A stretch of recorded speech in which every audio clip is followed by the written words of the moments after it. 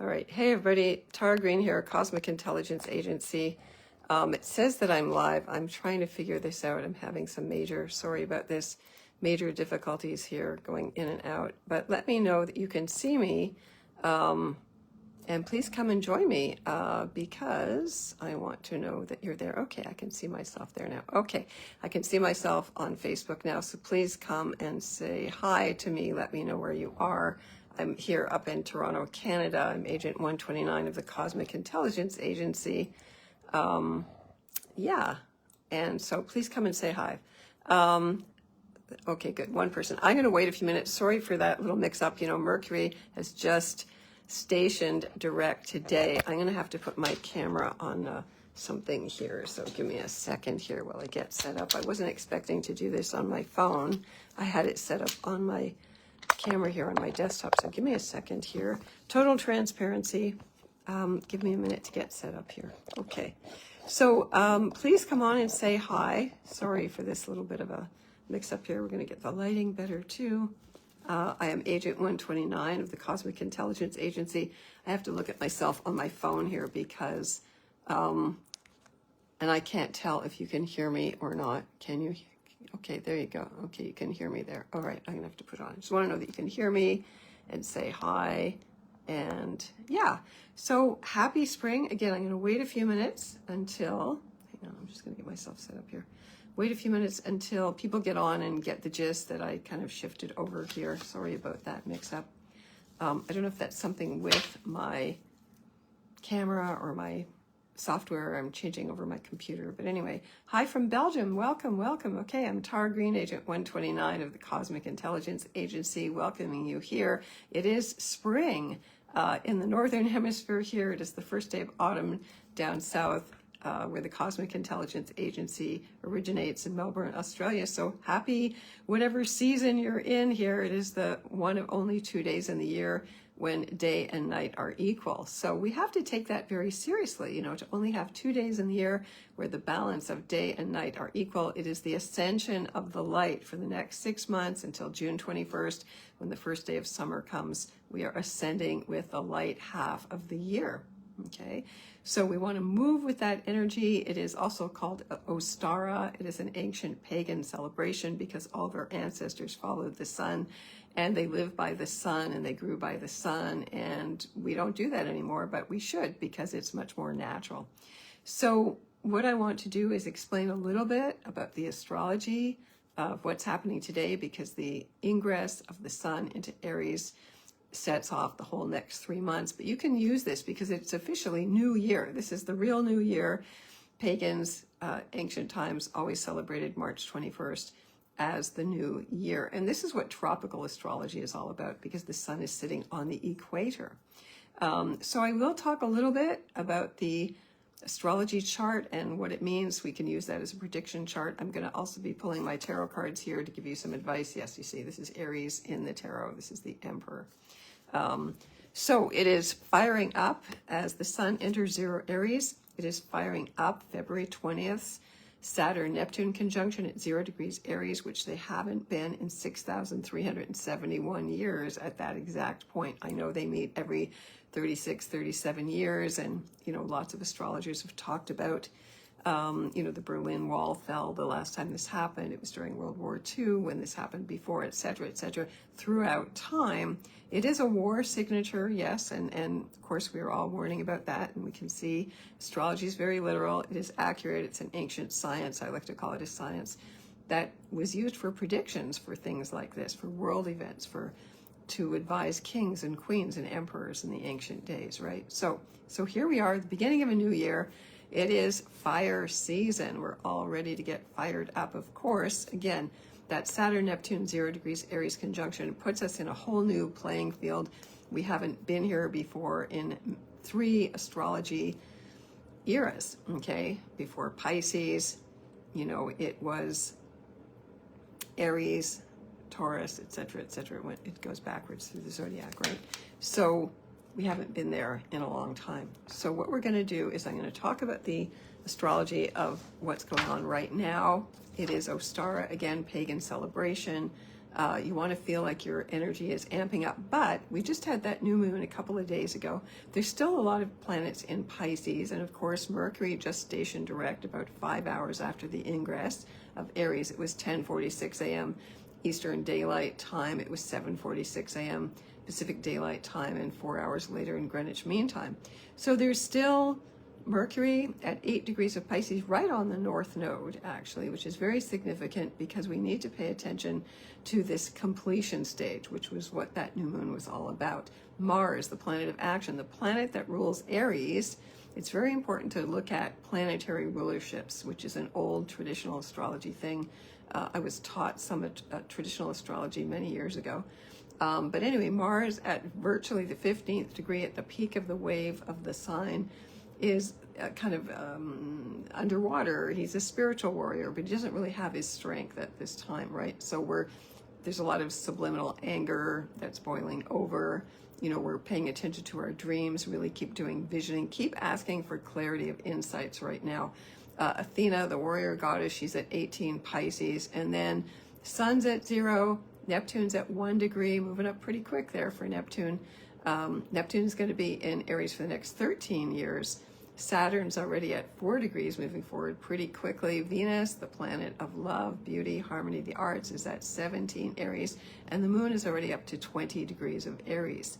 And by the way, 20 Aries is pretty close to where Saturn and Pluto were in January 12th, 2020, which initiated COVID, which is like 6 years ago now. Just wanted to mention that. Eris, the Disturbia goddess, Mars's sister, is conjunct Chiron at 25 degrees of Aries. So again, there's this sort of disturbing, disrupting truth, honesty. We shouldn't be afraid to exert that, to say how frustrated we are about the world situation. Uranus is at 28 Taurus at that virtually last degree as well. We are entering the fire season, but then, you know, in the future, during this next season, Uranus is going to enter Gemini again to stay for the next 7 years at the end of April, and that's going to speed things up even more. Jupiter is still at that 15th degree.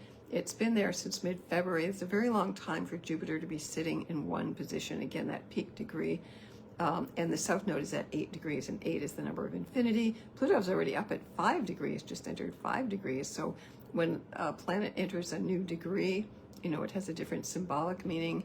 Juno's at 27 degrees of Capricorn, and Ceres is at 2 degrees of Taurus. So we need to stay grounded. Now, what you want to do is look at how this Aries ingress is affecting you. So of course, Aries people, you get to be center stage. Aries is the first sign.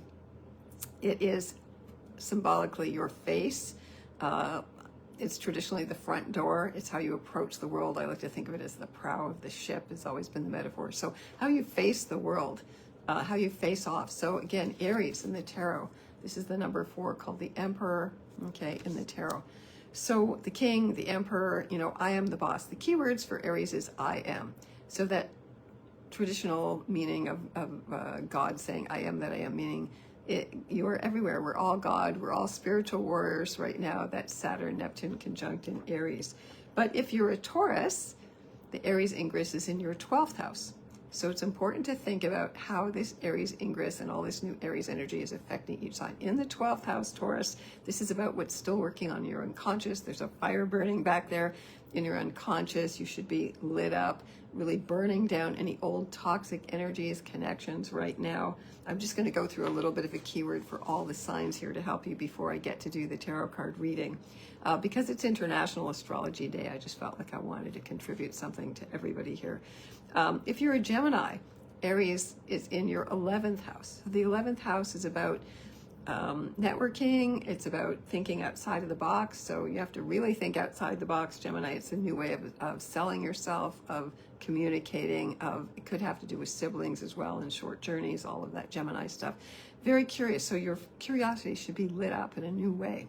Okay. If you're a Cancer, for Aries, this ingress is in your 10th house of career, of world reputation. So you need to get out of the house, get out of the kitchen, and go out into the world, or take a family business, or your food, or your nurturing, or your children, or your home, your mother, that sense of nursing out into the world. So bring your gifts out into the world, Cancer, okay? The world definitely needs nurturing. and sustenance, and you want to do that. Now for Leos, the Aries ingress, remember all the fire signs get lit by a trine, by supportive energies. For Leo, it is in your ninth house. Ninth house is the house of foreigners. Anybody with Leo rising, and I know President Trump has Leo rising with Mars there as well. It has to do with foreigners and international affairs and studying and teaching and philosophy, new philosophies, and really bringing your skill set out into the world. Okay, it's also to do with traveling. You might be feeling like a bit of a nomad. Okay, for Virgos, the Aries ingress is in your 8th house. The 8th house is the occult house, so you should be getting new insights, new psychic energy. It could be inheritance as well. Make sure you do your taxes. Virgos are usually right on that. The 8th house is the house of mystery, so you might be seeing or being aware of all kinds of new energies coming to you unconsciously. Again, this could be like ancestors as well, family bequests, things of that nature.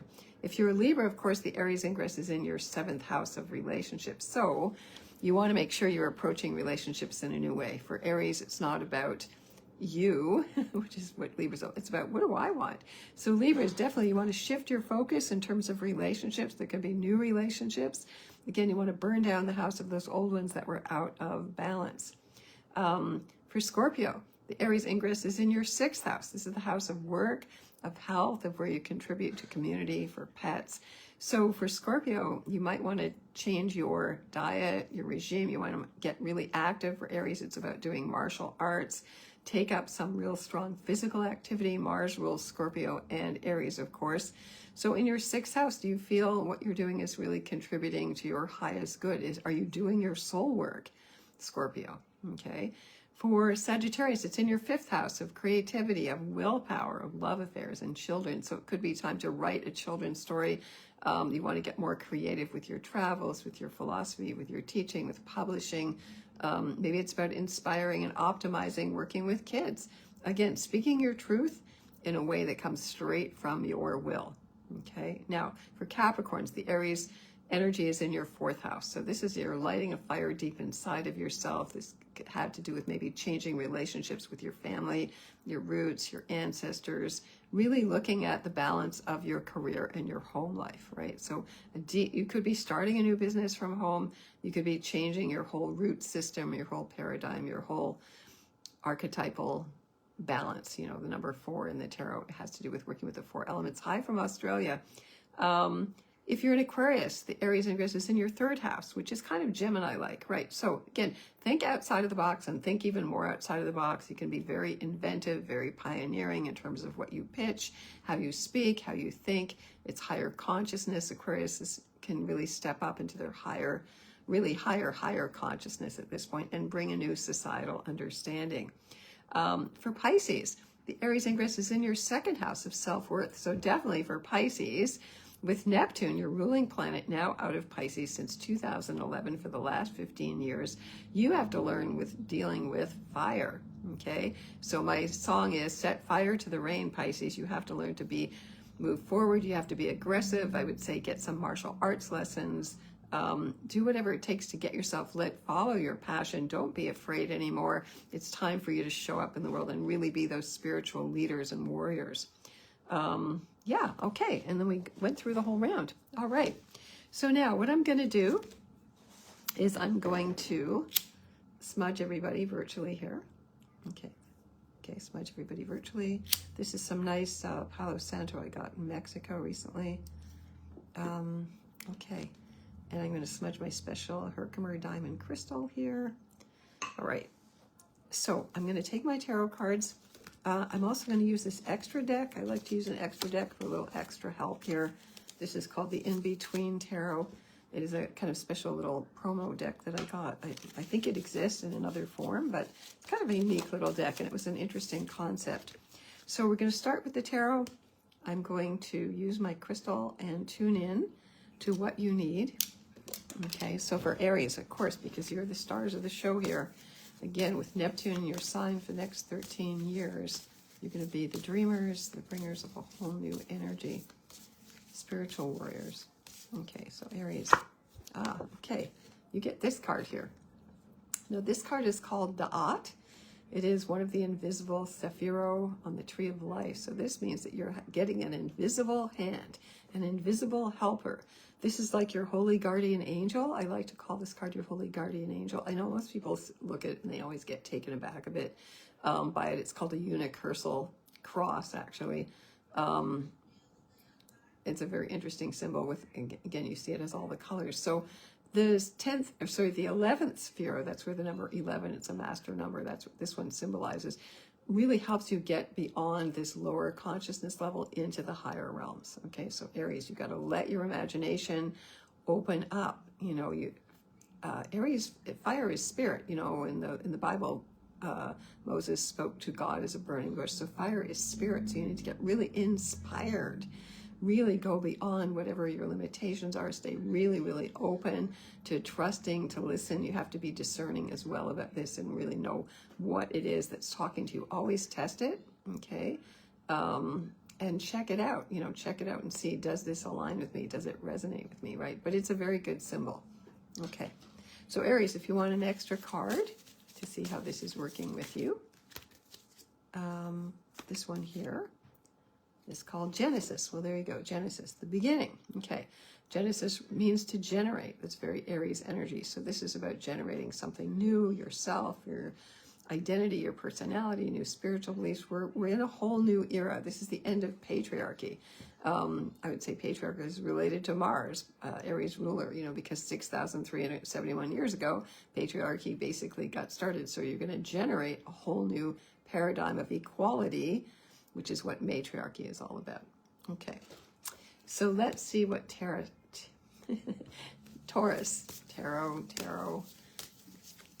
it's all kind of the same, isn't it? Okay, so Taurus, you get the Magician. Okay, so the number one card here, this aligns with 2026. So the number one year that we're in, the Magician, this is Mercury energy. Mercurial energy means to be adaptable. You know, Tauruses are very stubborn. They do need to be more adaptable, more mutable. Traditionally, this is mutable energy here. So you want to think, you want to communicate, you want to speak in a whole new way, Taurus. Now, of course, when Uranus leaves Taurus, it's going to be kind of a relief for a lot of Tauruses. But really Taurus has to follow Venus, and Venus in her cycle rules Taurus here, right? So again, you want to remember that things are still working unconsciously, and the mind has both the conscious and the unconscious aspects, and that's what Mercury is all about, what this symbol is all about. So learning to understand what's motivating you unconsciously so you can bring them together into one single intention. So this is about making new intentions, Taurus. Okay, and really learning to trust you have good, strong gut instincts, but listening to your intuition in a more cohesive manner. Okay, so let's see what Tauruses get. Let's give you also a special extra card here. You get this symbol called portal. So Taurus, this is about going through a portal. Now, portals can exist everywhere. Sometimes, you know, if you want to see them, you look through the corners of your eyes, you know, you'll see things out of the corners of your eyes. That's what you should trust. Those are little entities, energies, spirits, fairies, whatever you want to call them, angels, ETs, trying to get your attention. So think about entering a new portal. It's like a birth canal. You're ready to be reborn in a new way, but you're still conceptualizing it. I would say, again, the Magician is about conceptualizing, okay? So get ready to move through that portal. All right. So let's get to Gemini now. So Geminis, you know, you're going to be kind of catapulted very quickly. You know, beam me up, Scotty. Whoops, the cards are starting to fly all over the place there. Okay, that's definitely Gemini energy. All right, you get the Wheel of Fortune. So the Wheel of Fortune is Jupiter here, okay? So this is good luck, expansion, opportunity, trust, faith. You know, the wheel is turning. Take some gambles. But definitely it's blessings. You know, Jupiter usually brings blessings. Now, Jupiter is still in Cancer, so still very emotional, lots of family issues, lots of ancestry work, lots of inner child healing still going on, issues with feeling safe at home, and what you need to feel emotionally safe is important, but then you might want to move on, okay? So trust that the wheel, the universe always has your back, Gemini. Don't doubt it, don't overthink it, don't second guess it. That's a Gemini thing. Faith is important. So trust that the universe has your back and get ready to move on. All right, so Geminis, let's give you an extra card here as well. You get A new order, a new order. Okay, so what is the new order of the day? You get to order it up, you know. You're the cook, you're the chef, you're everything. So what do you want to order up in your new order here? And how do you want to put things in a new order? I think that's really important too. So Geminis, remember, because you're going to get moving faster, you're going to go through big revolutions, you're going to want more freedom, you're going to want to liberate yourself. What is your new order going to be about? Maybe you have to put things in the old order first before you can get into the new order, which is really quite the message of that new moon, right? So again, we're still kind of in this in-between, in-betwixt liminal space here, even though we are in this Aries era, you know, when, you know, this is starting it off today, but again, in the mid-April, all the planets are going to move into Aries, April 17th on the next new moon. Then we're going to really feel like we're moving forward. So we're still in a bit of a liminal space right now, but you want to think ahead, okay? And put your new order in order. Put your new order in. If you don't order it, the universe can't send it to you. Okay, so Cancer. Let's see what Cancers have here. Okay, and you get the Emperor. Okay, so for Cancers, again, this is about your career. This is about starting a new business. Aries is the energy of entrepreneurs. If you've always thought about starting a new business, this is the time to act. Aries is action. It's go. You know, it's like the clapboard on the film. It's you know, go. The cameras turn on. So you need to amp up your own firepower, your own responsibility. The king, if you want to be the king, you have to take responsibility. It might have to do with issues with your father or a boss. You may have to stand up to a boss, or you want to be your own boss. So the number 4, though, in the Emperor has to do with working with the 4 elements. In the West, we work with 4 elements: fire, water, air, earth. Remember to always think about, are all of those elements working whatever it is you're doing? Okay, Cancer, okay? But take command. You are the queen, you are the king. I mean, the Empress is a different card, but you're in command. You are the leader, okay, of your own destiny. So you want to take charge of that, Cancer, okay? Now, so let's give Cancers an extra card here.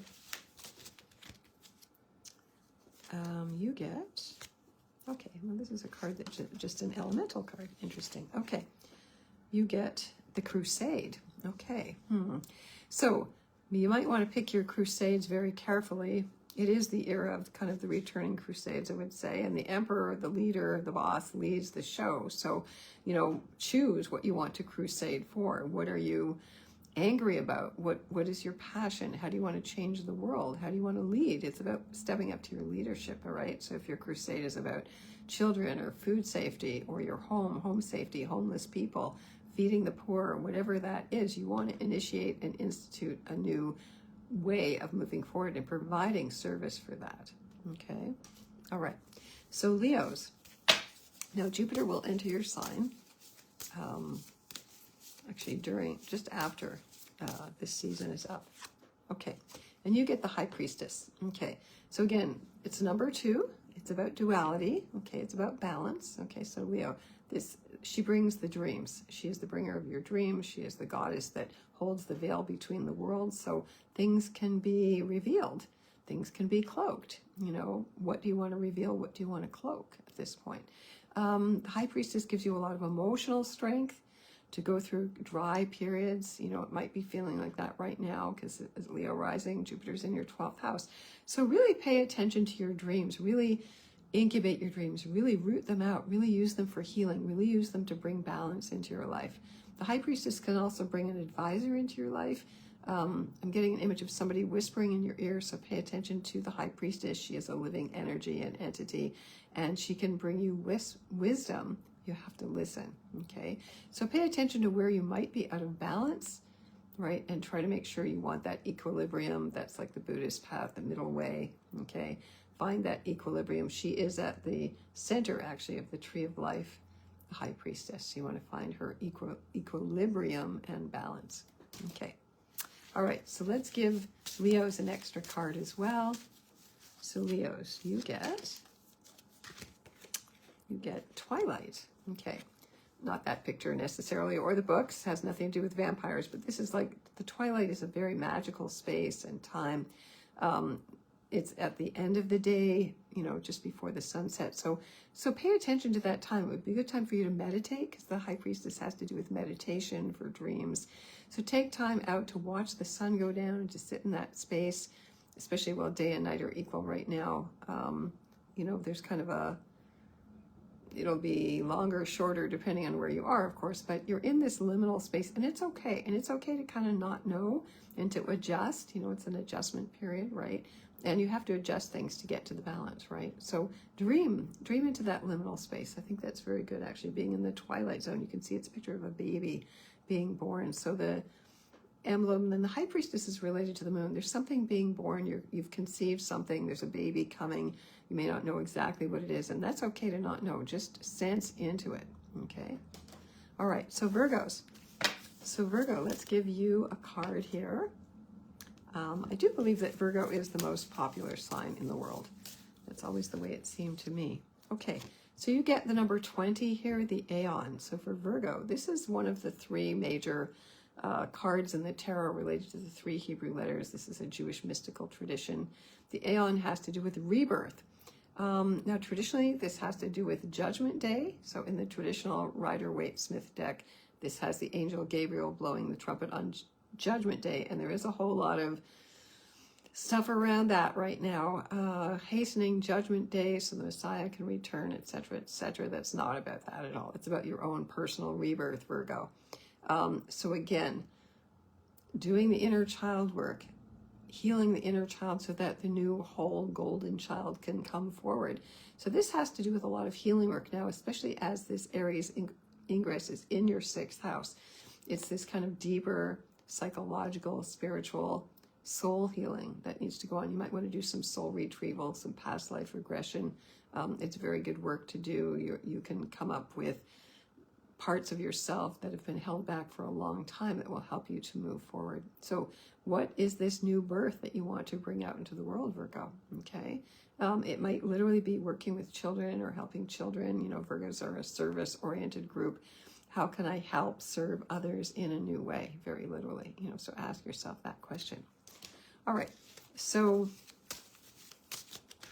Virgos, let's give you an extra card here. You get the card of clarity. Now, Virgos like to be very clear and decisive and detail-oriented, so get even more clear. Maybe sometimes you have to, like a camera lens, you have to kind of shift the lens. Maybe that needs to be cleared. Maybe you need to literally wipe your eyes and get some clarity. Again, fire burns off. Fire itself is a very clarifying thing. So let the fire itself of spirit, of passion, of just this change energy. Virgos can be very intuitive in a very practical way because they're opposite Pisces. So get clear about what your vision is so you can act on it and bring it forth into the world. Okay, so Libra. Let's see what Libras have here. Libras, now because you're very focused on relationship and this energy moves into your 7th house and you get 0 here, you get the Fool. Oh, only fools fall in love. Fools rush in. The Fool is the wisest of all the cards in the tarot. Number 0 is 0 and 22, so it represents the end and the beginning, the eternal round, just like the sun going round and round. And so the Fool is a very auspicious card to get. So kind of throw away all your old notions about things. The Fool lives fully in the moment. That is what enlightenment is all about. The Fool lives fully in the moment. It doesn't worry about the past. It doesn't worry about the future. It just stays present, and that's the gift of being in the present. So the Fool, again, the inner child, the golden child, trust, total trust and innocence here. Libra, step into a whole new way of relating, a whole new self-concept of yourself is what do I want? That's new for you. Okay, brand new ball game here. So be the Fool and find out. All right. So Libra, let's give you an extra card here too. All right. You get, where are we here?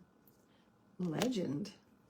Interesting. The legend. Maybe this is about the legends that you're interested in, the mythologies, the archetypes. Do you want to be a legend yourself? What do you want to be remembered for? What's legendary for you? In your life, it's also a legend, just a key kind of that you follow, right? So maybe you should be starting to look for the keys, the signs, the symbols that are showing up for you in your life, Libra, and start to put them together in a new way. Okay, so Scorpio, All right, so Scorpios, again, Mars is your ruling planet. You get the star. Okay, so Scorpios, the number 17, the star card is Aquarius. Again, all of the fixed signs, Taurus, Leo, Scorpio, and Aquarius, fixed signs. You know, even though Aquarius is about new ideas and new inventions, the planet Uranus was discovered for the first time with a telescope. It became the modern ruler of Aquarius. But traditionally, Saturn rules Aquarius, so we still have to remember that. So for Aquarius, this also initiates a brand new beginning for you of being more fired up. I love this card as a meditation card, and I strongly recommend that all Aquarius people, all Scorpio people, so I got lost there. All Scorpio people use this as a guided meditation. Okay, what is my higher cosmic mission? You know, what do I need to bring in here? Okay, how can I serve the public? Okay, in a new way, bringing my depths of insights and research and knowledge. Okay, so Scorpio, again, higher consciousness. You're in part of organizing or managing a new social structure, new ideas. Reinvent yourself. Okay, so Scorpio, let's see what you got here. Let's give you an extra card here. You get transition. Okay, so this is a transition period for you. That's okay. It's important how you transit, what you bring with you on the journey as you change your consciousness. You know, it might be a good time for you to learn a lot of new things and to delve into maybe channeling yourself. You know, Scorpio is very intuitive. Learn how to transition this period by being someone who brings in new insights. Okay, all right, so Sagittarius. Let's see what Sagittarius has here. Now, again, one of the fire signs gets amped up. You're going to get your energy back after dealing with all of that Pisces energy. Okay, you get the Lovers. Okay, so this is Gemini energy, Sagittarius. So this is your opposite sign. So again, it influences a sense of balancing things out, renews your curiosity. You're bringing out a new message. You're working with things in a new way. Gemini is the Lovers here on the card, and it is about choices, and it's about working with that complementary pairing, those complementary opposites. You can't have one without the other. You can't have day without night. And so this brings in a new quest, a new questioning for you, Sagittarius. It could be new partnerships starting up as well, new optimism, new curiosity, new writing, new communicating, new message. Okay, so that's all good. All right, so, all right, let's give Sagittarius here another helping card here as well. Okay, I keep picking these elemental cards. Okay, this is called Flux.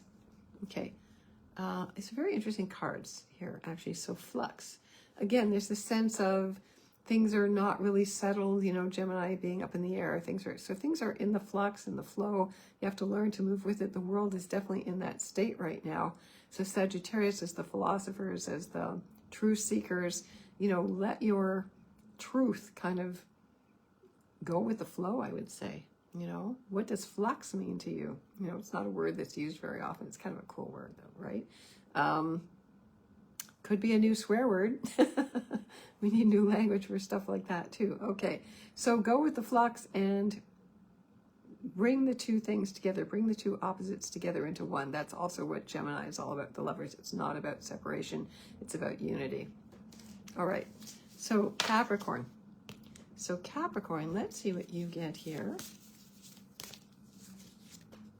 You get the wishing card. Okay.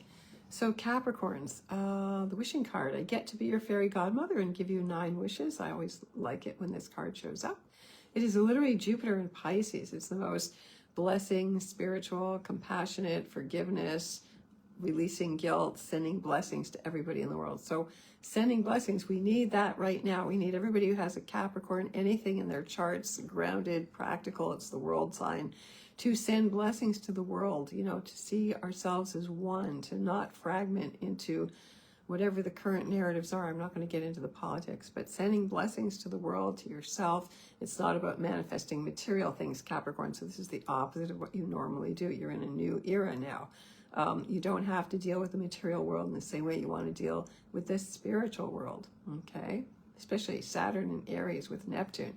This is about Capricorns getting spiritual and opening up to their creativity and their compassion, Okay, so make a list of what 9 wishes you would like to give to the world, other people. Write it down and say it out loud. Once you're clear about what those benevolent gifts are, that's Jupiter benevolence, giving without expecting anything in return. Those are the 9 gifts that you get to have, and that wellspring keeps flowing. It's an unlimited resource.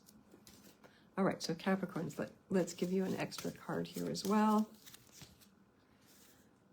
You get a maze. Okay, so I remember, I was just thinking about this the other day, my original shamanic teacher, Raya Mountain Dreamer, who wrote The Invitation, she taught us many years ago in the late 80s, early 90s about the web, the maze, and the matrix. Now, this was way before the movie and all that stuff, right? So lost in a maze, I was thinking about this today. In Greek mythology, being in the maze or the labyrinth, the hero, and the Taurus, it's Taurus, right? The Minotaur. You have to find your way out of the maze, so you leave a track for yourself, you leave signs. So, Capricorn, you need to either blaze a trail for other people to get out of the maze, get out of the web of their own mixed up consciousness or your own, and find a way out. How do you get out of the maze? It's very important. All right, so Aquarius, let's see what Aquarius has here. Okay. Aquarius. Okay, you get the Tower. Okay. Now, Tower is Mars. You can see there's a symbol of Mars on that. Okay, so this is a shock of awareness, of awakening. That was what really 9/11 symbolically, archetypally in the world. Those elitists use astrology, they use tarot, they use numerology. 9/11 was the shock wake-up call in the world. And so for you, Aquarius, it's really about waking up to what's going on from your own psychic energy, opening up your pineal gland, doing whatever you need to do to decalcify it, eating diets, to cleanse that, to make yourself feel more whole, going to places that make yourself feel whole, listening to your own inner wisdom again. So it can be a real breakthrough for you right now, okay? Breaking free of all old constraints and, breaking down the old structures. That's what this is really all about, okay? So Aquarius, you like to innovate all the time. You may have to trash it all down again before you can move on, okay?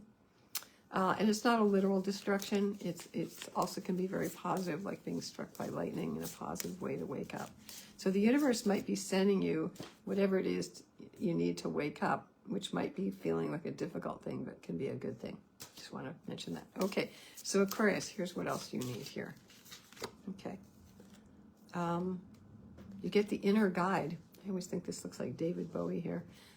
The inner guide, again, listening to your inner wisdom in your pineal gland, opening it up, decalcifying it, find out about that, stop using fluoridated water, connecting with your higher self. That's the whole purpose of the tarot, okay?